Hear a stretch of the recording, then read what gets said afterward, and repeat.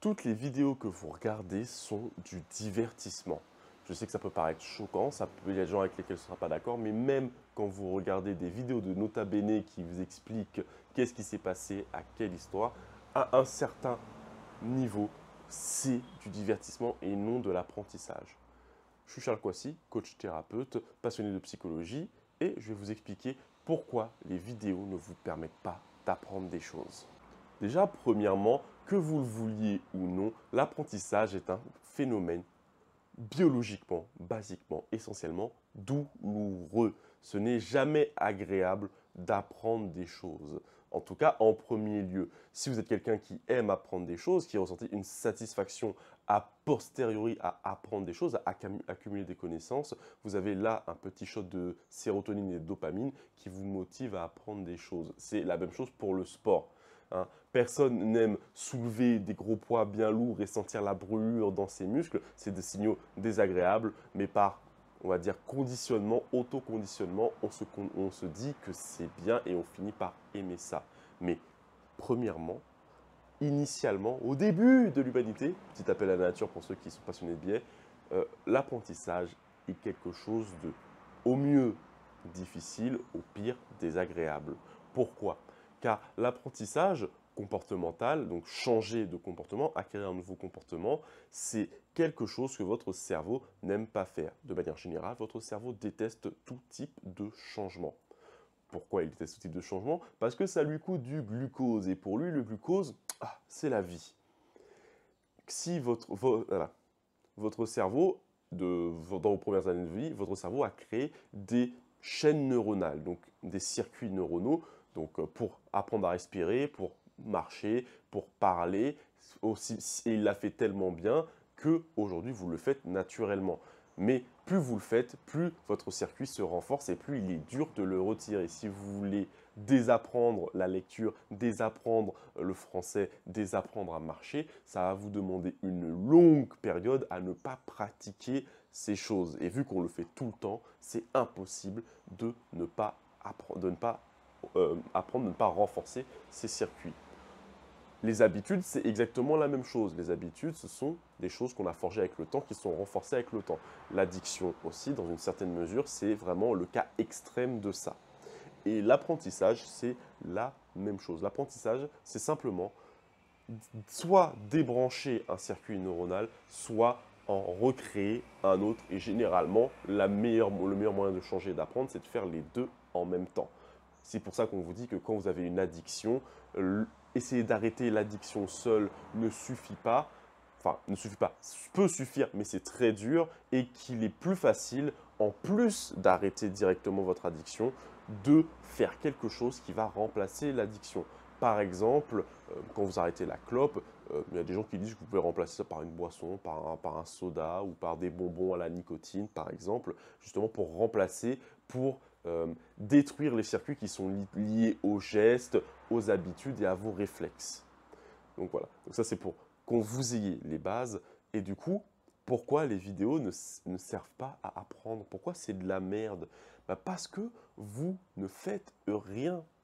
Ce que vous travaillez quand vous regardez une vidéo comme celle-ci, même si elle est très intéressante, qu'elle mérite un pouce bleu, un partage, etc., et qu'elle vous apprend plein de choses en termes d'information, ça ne vous apprend rien d'un point de vue comportemental. Car oui, il y a différents types d'apprentissage.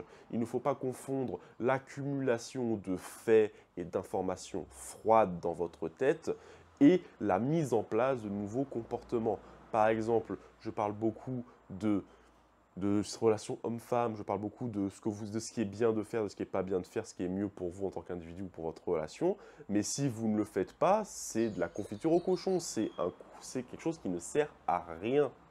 Mais pourquoi je continue de le faire ça? Vous allez me le dire, parce que ça vous permet, à force d'écouter ce que je dis, ça plante des graines. Je vous fais un peu une inception pour ceux qui ont vu le film. Ça plante des graines et ça vous permet à minima de changer votre vision des choses. Et si vous changez votre vision des choses, vous allez être plus apte au bout d'un certain temps à changer votre comportement. Ou en tout cas, ce sera plus facile pour le faire. Si vous voulez, mes vidéos, mon approche par rapport à ça, c'est comme labourer le terrain pour si un jour vous décidez de planter des graines, vos plantes poussent plus facilement. Les vidéos, c'est le mieux que ça puisse faire. Donc forcément, il y a des gens qui ont un terrain plus riche, une terre plus riche en minéraux, en sodium, et que du coup, même sans forcément labourer, tu plantes n'importe quelle graine, ça pousse facilement. Et il y en a, il faut mettre de l'engrais, faut avoir un ajout en plus pour qu'ils prennent des actions, qu'ils changent et qu'ils fassent pousser leurs plantes. C'est pour ça que le coaching est si efficace. Donc, deuxième point très important au niveau de l'apprentissage, vous avez besoin de retours d'informations sur ce que vous faites. Votre cerveau, pour supprimer un circuit neuronal et pour en créer un autre, il a besoin de savoir que le premier était faux et cause des dommages et que l'autre est bénéfique. Par exemple, quand vous avez appris à marcher, vous ne vous en souvenez pas, donc je vais prendre un autre exemple. Quand vous avez appris à passer le permis, si vous avez le permis, au début, c'était très dur pour vous d'à la fois regarder la route, conduire le volant, changer les vitesses et jouer avec les pédales. C'est normal, mais une fois que le process a été fini, vous avez fait vos 32 heures, blablabla, vous pouvez faire ça quasiment inconsciemment en téléphonant avec à votre maman pour savoir ce que vous mangez ce soir, tout en conduisant. Voilà. Ça, c'est parce qu'au cours du process, durant vos 32 heures de conduite, vous avez failli faire des accidents, vous avez freiné trop fort, vous avez calé, vous avez débrayé, vous êtes trompé de pédale, vous avez mal jaugé la vitesse, etc. Toutes ces erreurs que vous faites envoient un signal de rétroaction à votre cerveau qui lui permet de se dire « ça, c'était mauvais, il faut que je fasse autrement ». Et ça, c'est la base de l'apprentissage. C'est pour ça qu'on vous dit à corps et à cri que vous ne pouvez pas apprendre si vous ne faites pas d'erreur. Ce n'est pas juste pour vous dire « ah, l'échec, c'est bien, c'est cool ». Non, c'est vraiment biologiquement, c'est ça. Si votre cerveau ne voit pas que vous vous trompez, il ne peut pas passer en mode d'apprentissage, il ne peut pas passer en mode plastique.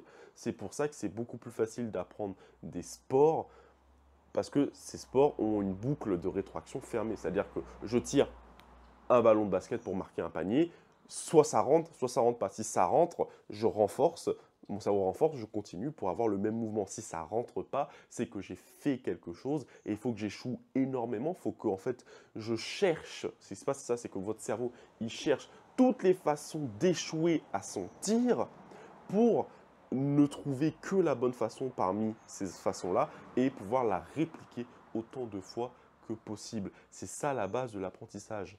Et c'est pour ça que vous n'apprenez rien avec YouTube, Instagram ou même juste en lisant un livre. Parce que vous n'avez pas de feedback. Aujourd'hui, si vous essayez d'appliquer ce que je dis, bon, pas dans cette vidéo, bon, voilà, mais si vous essayez d'appliquer ce que je dis, il vous manquera, sauf si vous avez vraiment une bonne conscience de vous-même, une bonne conscience de ce que vous devez faire, une bonne image de votre idéal, il va vous manquer cette sensation de « Ah, mon erreur est constatable là, tout de suite, maintenant ». Et c'est pour ça que le coaching plein temps, vraiment en termes d'accompagnement journalier et le mentorat, ça fonctionne. C'est parce que quand tu fais une connerie, tu as le petit vieux derrière toi qui te dit « Eh non, ça c'est mauvais, tu es mal positionné, tu es mal fait, tu n'as pas pensé au truc, voilà, refais-moi ça, tu vois ». C'est pour ça que ça fonctionne, c'est parce que tu vois direct que tu te trompes, que plus tu prendras de temps à te rendre compte de ton erreur, à voir où exactement tu t'es planté, bah, plus l'apprentissage sera, enfin moins l'apprentissage sera efficace et plus bah, tu vas prendre de temps simplement. Malgré tout, regarder des vidéos et se renseigner, c'est quand même utile pour une chose et une seule chose, augmenter votre culture générale. Dans le sens où la culture générale, fondamentalement, ça ne sert à rien. Mais vu que ça change d'image, ça change votre image, les gens, quand vous avez beaucoup de culture générale, les gens se disent forcément à un moment, putain, il en sait beaucoup sur beaucoup de sujets. Il est cultivé et vu que socialement, les gens y apportent de l'importance et que ça change, on va dire, votre aura, votre niveau de charisme, c'est utile de regarder beaucoup de vidéos sur beaucoup de sujets différents pour avoir beaucoup de conversations et ne pas être rejeté de certaines conversations. Quand vous connaissez un peu en économie, un peu en immobilier, un peu en relations humaines, etc., vous pouvez parler potentiellement à n'importe qui en immobilier ou dans ces sphères. Voyez. Mais ça, encore une fois, ça demande de prendre au sérieux votre apprentissage et de prendre des notes pour faire comprendre à votre cerveau que ce que vous êtes en train de faire, de ce que vous êtes en train d'écouter, c'est important. Et l'outil principal pour faire ça, c'est votre attention et votre concentration. Mais ça, on en parlera dans une autre vidéo. J'espère qu'elle vous a plu, j'espère que vous allez la partager à des gens qui sont accros à YouTube comme moi et qui pensent qu'ils apprennent des trucs en regardant des vidéos.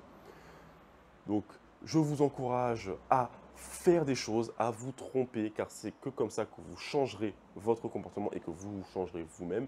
Et je vous dis à demain pour une autre vidéo.